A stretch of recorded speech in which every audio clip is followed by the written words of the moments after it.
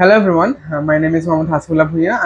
I'm the senior counsel of Pinnacle Consultancy Group. So আজকে আমরা নতুন একটা সিরিজ লঞ্চ করতে যাচ্ছি যেটা হচ্ছে ask your councillor.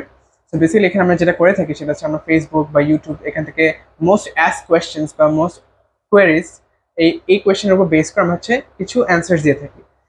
So basically একটা question, the most ask question is যে আপনার সার্টিফিকেট আর পাসপোর্টে যদি কোনো নামে স্পেলিংয়ে যদি ভুল থাকে তাহলে ওটা কি ইউএসএ তে অ্যাপ্লাই করা যাবে কিনা। সো বেসিক্যালি আমরা যেটা করে থাকি যে পাসপোর্ট আর সার্টিফিকেটে যদি আপনার নাম, আপনার বাবার নাম বা আপনার মায়ের নাম যদি ঠিক থাকে, আপনার এনআইডিতে যদি 11টা অক্ষর ভুল থাকে সেটা কোনো প্রবলেম নেই, কিন্তু make sure you have to make sure যে আপনার পাসপোর্ট বা আপনার সার্টিফিকেটে যাতে নাম একদম সেম থাকে, তাহলে আপনার ইউএসএ অ্যাপ্লিকেশনে কোনো প্রবলেম হবে না। সো বেসিক্যালি ইউএসএ আর কানাডাতে আপনি যদি অ্যাপ্লিকেশন করতে চান তাহলে যেসব ডকুমেন্টস আমাদের জন্য ম্যান্ডেটরি সেগুলি হচ্ছে আপনার পাসপোর্ট, আপনার অল একাডেমিক সার্টিফিকেট আর ট্রান্সক্রিপ্টস, তারপর হচ্ছে আপনার ক্যানাডার জন্য যদি বলি একটা এক্সট্রা জিনিস লাগে সেটা হচ্ছে পুলিশ ক্লিয়ারেন্স, তারপর হচ্ছে আপনার বাবার এনআইডি বা স্পন্সর এনআইডি যেটা বলে, যদি আপনার মা যদি স্পন্সর হয়ে থাকে তাহলে সেটা মায়ের স্পন্সর এনআইডি আপনি প্রোভাইড করবেন, যদি বাবা হয়ে থাকে তাহলে বাবার স্পন্সর এনআইডি প্রোভাইড করবেন। তাছাড়া লাগবে হচ্ছে আপনার স্পন্সরের ফটো, আপনার পার্সোনাল ফটো, সেগুলো হচ্ছে আপনার একাডেমিক ডকুমেন্টস হিসেবে বা আপনার হচ্ছে যে ফাইল সাবমিট করবো যখন আমরা ইউএসএর জন্য বা ক্যানাডার জন্য, সেক্ষেত্রে এইসব ডকুমেন্টসগুলো আমাদের লেগে থাকে।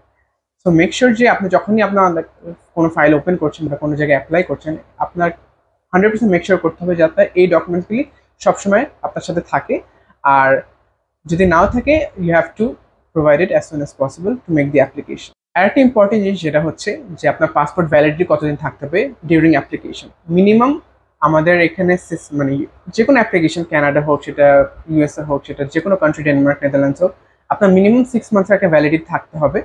জাস্ট ইন কেস যদি না থাকে তো সেক্ষেত্রে আপনার নতুন করে পাসপোর্ট রিনিউ করতে হবে। কিন্তু যখনই অ্যাপ্লাই করেন না কেন, অ্যাপ্লিকেশন টাইম থেকে আপনার যাতে 6 মাসের একটা ভ্যালিডিটি থাকে পাসপোর্টে। তাছাড়া ব্যাংকের স্টেটমেন্টের কথা যদি বলি, আপনার ইনিশিয়াল অ্যাপ্লিকেশনের টাইমেই হচ্ছে ইউএসএর ক্ষেত্রে ইনিশিয়াল অ্যাপ্লিকেশন টাইমে হচ্ছে আপনার ব্যাংক স্টেটমেন্টটা লাগে, কারণ আপনাকে যখন একটা ইউএসএতে যখন আপনি একটা ফাইল পাঠাবেন, যে ইউনিভার্সিটিতে পাঠান না কেন, তারা অবশ্যই আপনাকে দেখতে চায় আপনি ফাইন্যান্সিয়াল সলভেন্ট কিনা। যদি প্রোভাইড না করতে পারেন তাহলে তারা অ্যাকসেপ্টেন্সও দেবে না। তো সেক্ষেত্রে ইউএসএর জন্য আমাকে ফাইন্যান্সিয়াল সলভেন্সি পেপার্স মিনিমাম 6 মান্থসের ভ্যালিডিটি থাকতে হবে, ব্যাক ডেটে থাকতে হবে। 3 মান্থস পর্যন্ত করা যায়, বাট মেক শিওর যে সেটার যাতে ট্রানজাকশন হিস্ট্রিটা থাকে অ্যাটলিস্ট 3 মান্থস বা 6 মান্থসের, সেক্ষেত্রেই আপনি অ্যাপ্লিকেশন করতে হবে। কানাডার ক্ষেত্রে সেটা আপনার অফার লেটার পাওয়ার পর আপনার ব্যাংক স্টেটমেন্ট প্রোভাইড করতে হয়। বাট সব ক্ষেত্রে আমরা সবসময় বলে রাখবো যে আপনার ডকুমেন্টসগুলি যাতে একবারেই আপনি সাবমিট করতে পারেন, আপনার প্রসেসটা যাতে ইজিয়ার বা স্মুথ হয়। ধন্যবাদ এতক্ষণ ধরে আমাদের ভিডিওটা দেখার জন্য।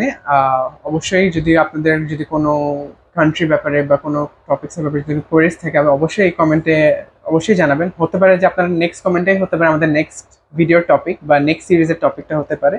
আর যদি আমাদের ভিডিও ভালো লেগে থাকে তো অবশ্যই এই চ্যানেলের সাথে অবশ্যই জড়িত থেকে আপনি সাবস্ক্রাইব করতে পারেন। আর যদি অফিস ভিজিট করতে চান তাহলে সেক্ষেত্রে অবশ্যই আমাদের স্যাটারডে টু থার্সডে আমাদের অফিস খোলা, except for Friday from 11 to 7।